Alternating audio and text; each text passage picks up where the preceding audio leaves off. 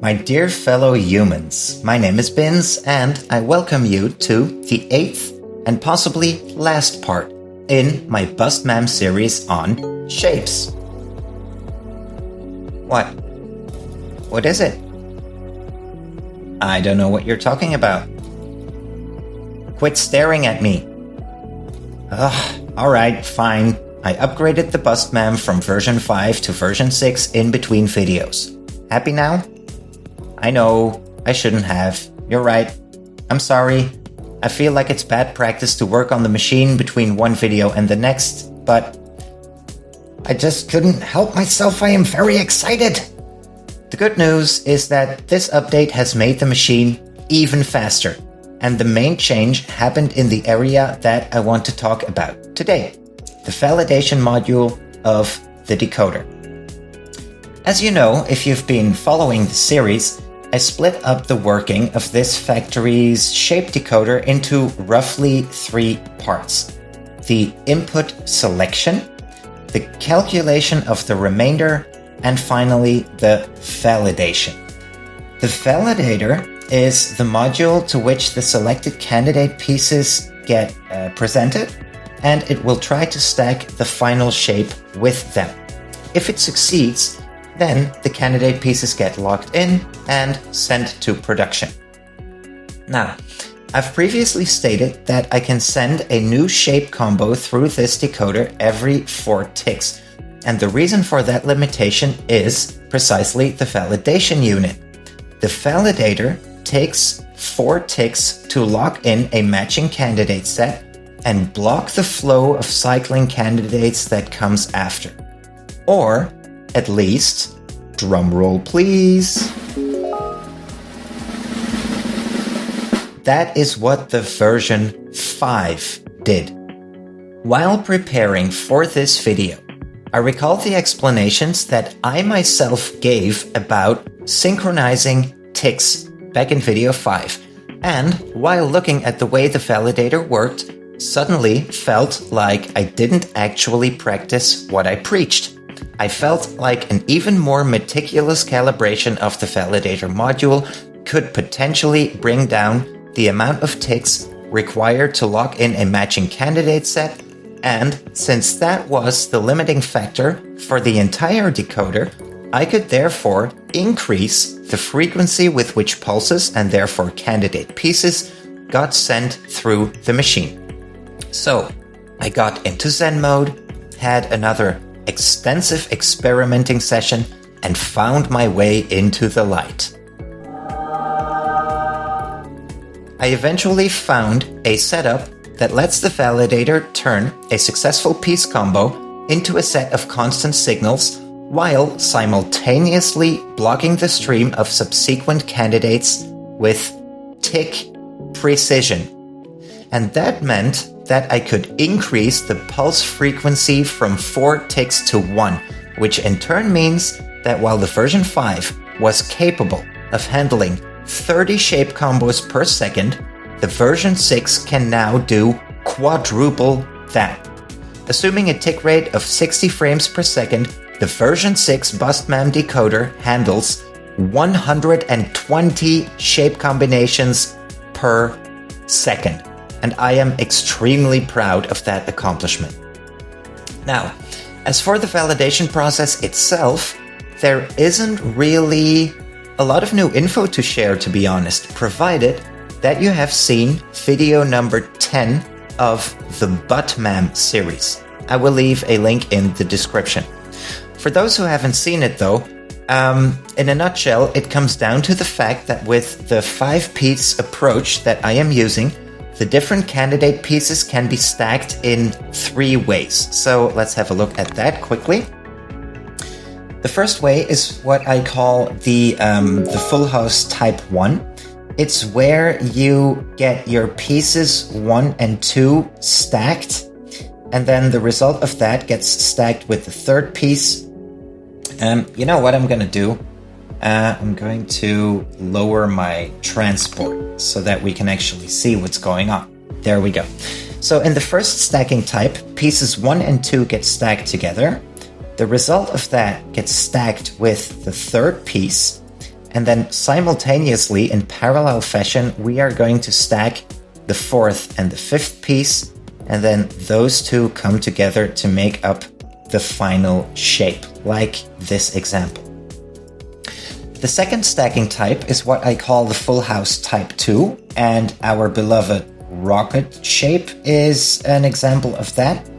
And with the full house type 2, we are going to stack pieces 1 and 2 together, and then we are going to stack the combination of 4 and 5 on top of the third piece. And then those two meet each other and they get stacked that way. So the rocket is an example of the full house type 2.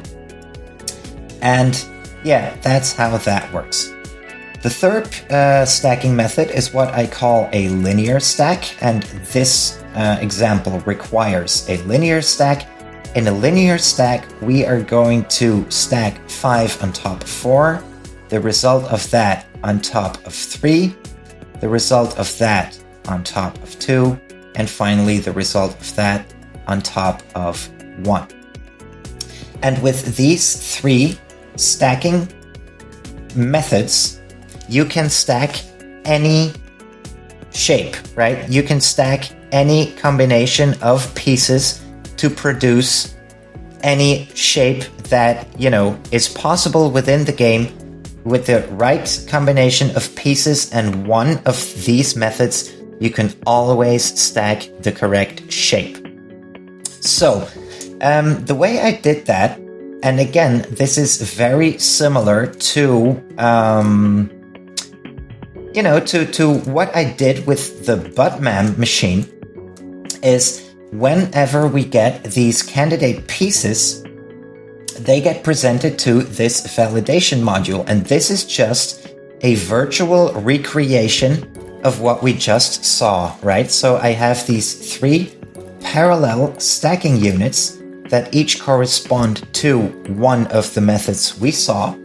And then, it's just gonna stack them and see if we have a match with the final shape. Now let me get those levels back to where they were.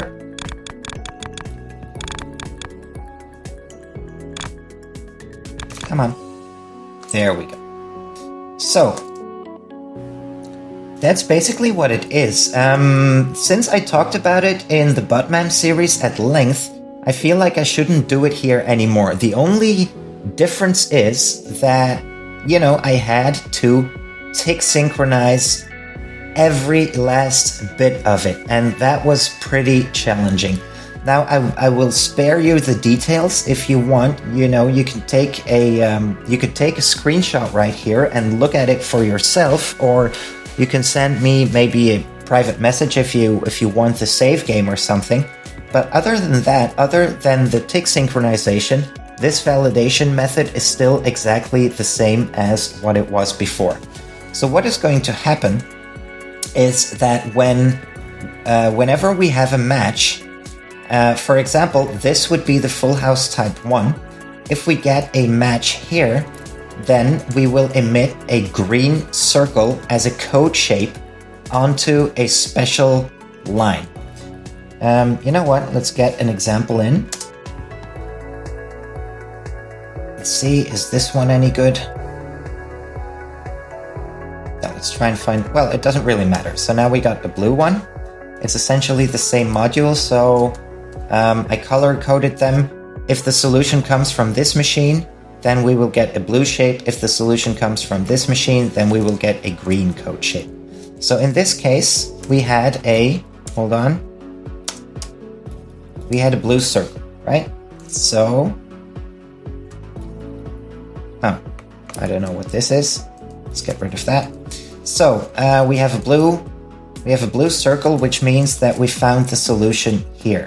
So let's have a look at how that works in practice. Let's get the pause and step mod in.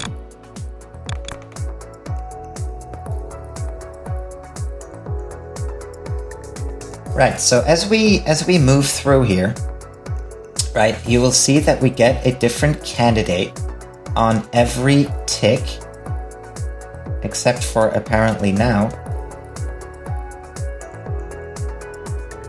hold on. Let's try that again. You know what? I'm going to place a display here for clarity purposes. There we go. So this is the 16th shape, 16th level. All right, a solution has been found elsewhere, and now we switch back to the 17th one. Let's let this run for a bit, and now we see that every tick we get a new, a new candidate, and then sooner or later, let's compare that to the shape we actually need. There we go. Sooner or later, we are going to get a match here.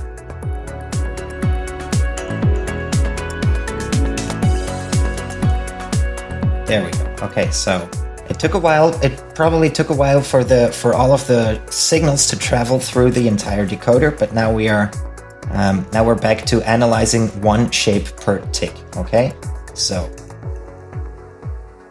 and there we have our match. See, we have our match. So what the tricky bit is that I needed these delays, these artificial delays, so that copies of the shape we were trying actually get sent ahead, and they, the length of this delay corresponds to the time it takes this machine to lock in the candidate set. So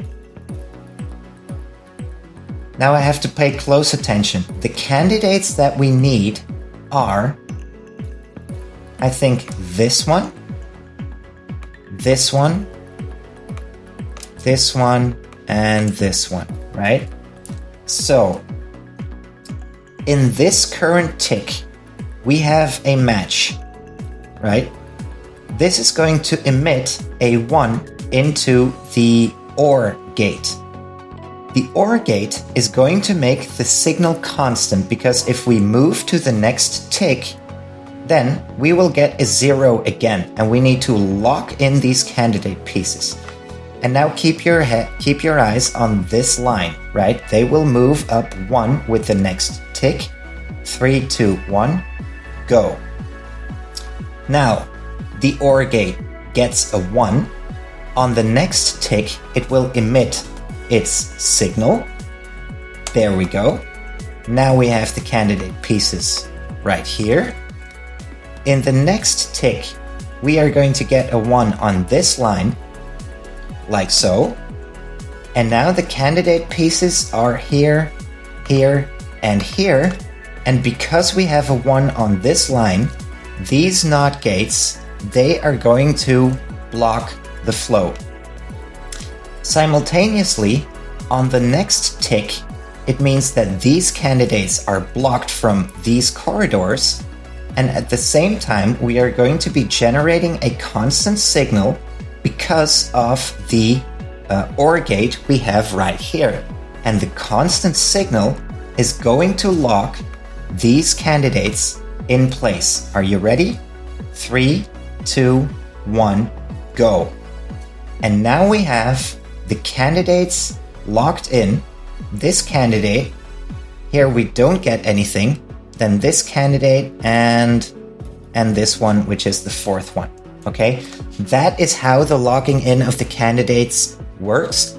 And I hope you can imagine that I really spent a lot of time figuring out how many ticks exactly I needed these delays to be in order to get them locked in at the exact correct moment every time.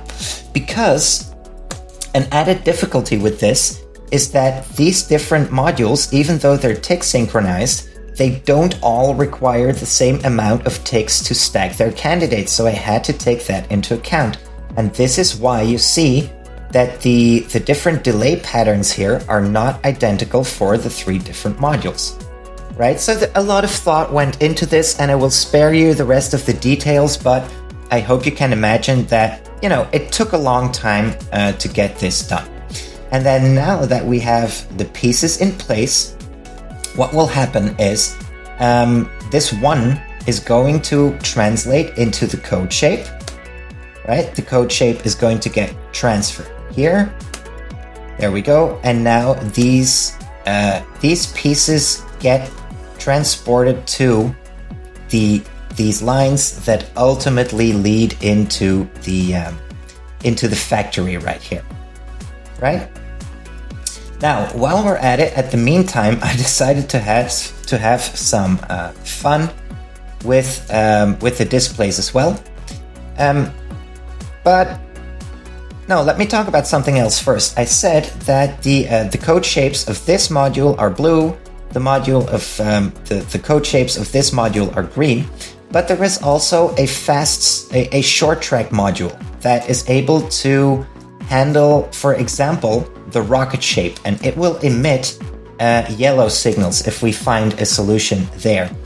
The fast lane module is also a module that I had in the BUSTTMAM series, and therefore I feel like I won't be needing to spend any time on it. If you want to, go watch video 11 of the BUSTTMAM series. The principle is exactly the same.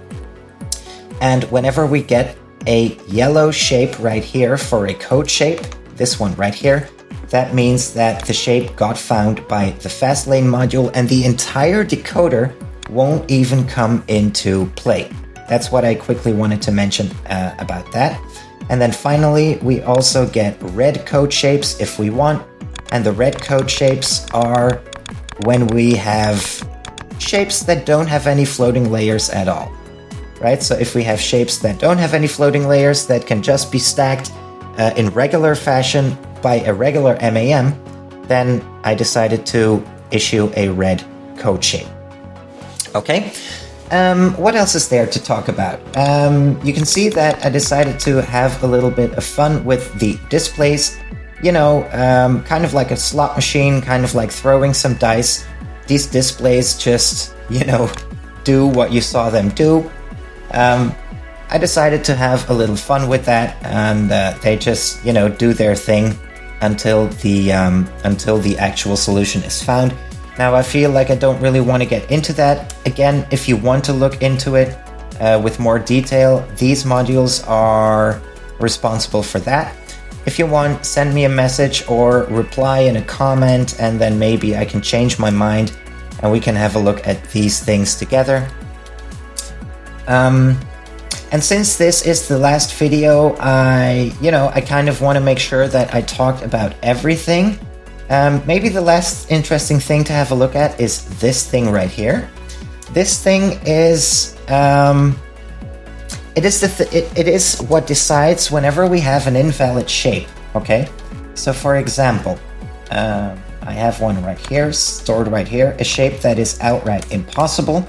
What will happen is if I let the factory produce that, then come on. There we go. It will look for a solution for a while, and then it will make these displays red, and it will show an error right here. And the thing that's responsible for that is this thing right here. So what am I going to do? Let's go back and let's get a correct shape.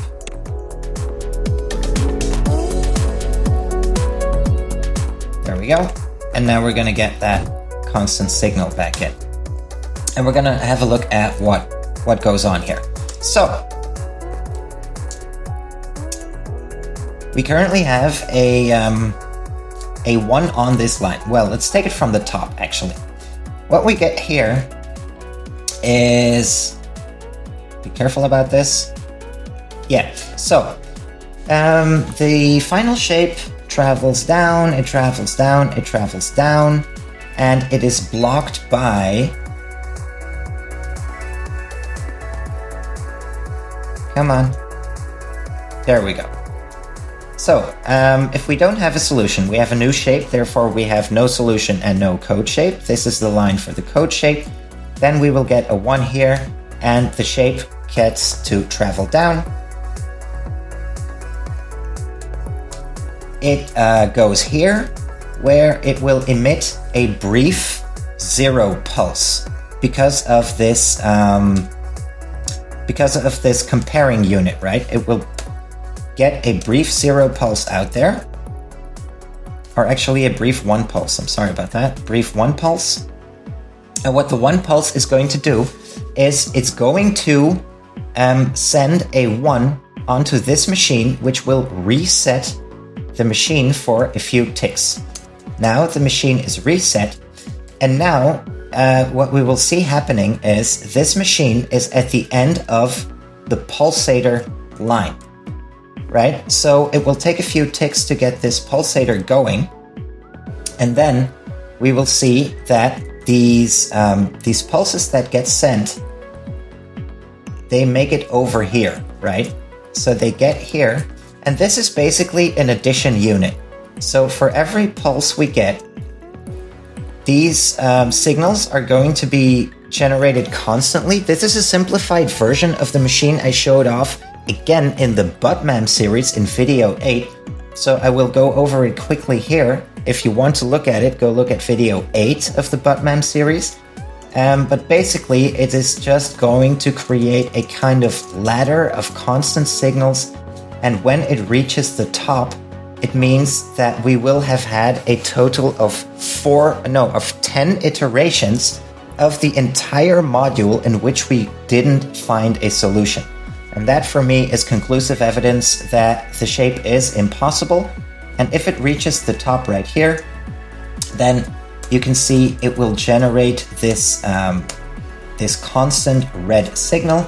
The red signal will be traveling upwards, and here it will carry out all kinds of things, from shutting down the machine and emitting these red signals which ultimately lead into the displays.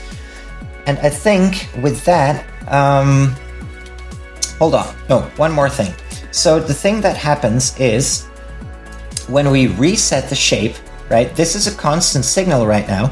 And when we reset the shape, we obviously also want to reset this signal. So that's what this thing does. If we change the shape, right? Let's change the shape to this one again.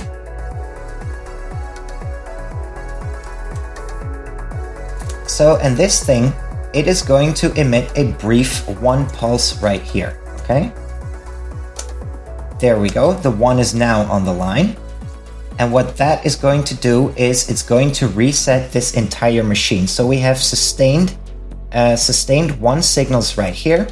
And thanks to this, we are going to, first of all, cut the red signal.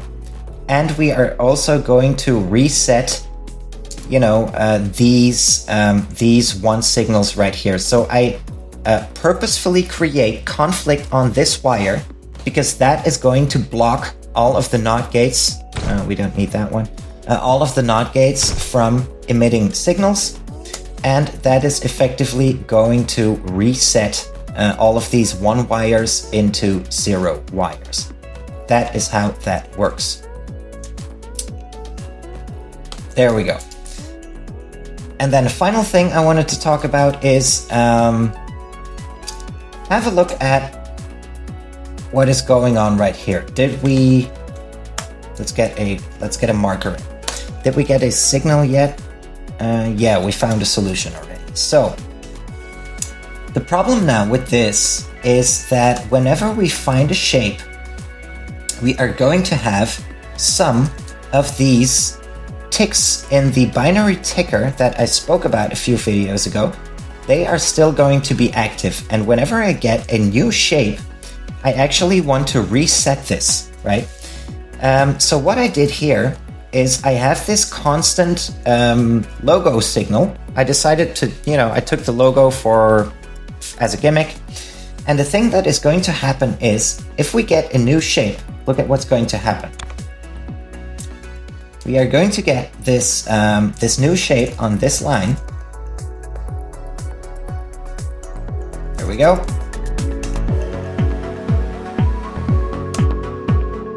It is going to create a single pulse on this line. And now this code shape, this logo shape right here, it is going to be sent into these, into these lines, these loops of the binary ticker. And what that is going to do is, again, it is going to create conflict whether we have a 0 or a 1, because those are the only two values that we can have on this line. It's going to create a 0, it's going to have a 0 or a 1, and in any case, it is going to conflict with this code shape. And especially for the loops that have 1 signals traveling through them, that is important, because as of the next tick, this is a 1 tick pulse, right? It will be gone again. There we have the conflict, and after the conflict, this line will default to, it will get back to its default value, and that default value is a 0. So now we have effectively reset all of these things whenever a new shape comes in, right? So you see that happening whenever we get a new shape. It was very quick, and you could see that, it resets the modules every time. Okay, I think that is it. That was what I wanted to talk about for this machine. Again, I am very proud of this accomplishment. I feel like it is, really a machine that I am very, very proud of. It has a lot of logic built into it. It took me a ton of time to get it built, and I want to thank you for looking at these videos with me. I hope you found it interesting to see how the BUSTTMAM works exactly. So this is the last video in the series. Thanks again for watching, and for future uploads on this channel, I hope, excuse me, that was a sneeze. I hope that you are willing to join again. So for this series, the BUSTTMAM series, ultimately version 6, I am signing out, and I wish you all a lovely day. Take care. Bye-bye.